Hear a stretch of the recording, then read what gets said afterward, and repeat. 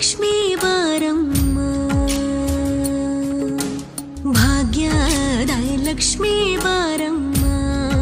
ನಮ್ಮಮ್ಮನಿ ಸೌಭಾಗ್ಯದ Lakshmi Baramma, ನಮ್ಮಮ್ಮನಿ ಸೌಭಾಗ್ಯದ Lakshmi Baramma,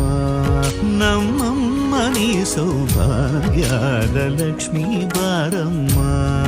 ನಮ್ಮಮ್ಮನಿ ಸೌಭಾಗ್ಯದ Lakshmi Baramma.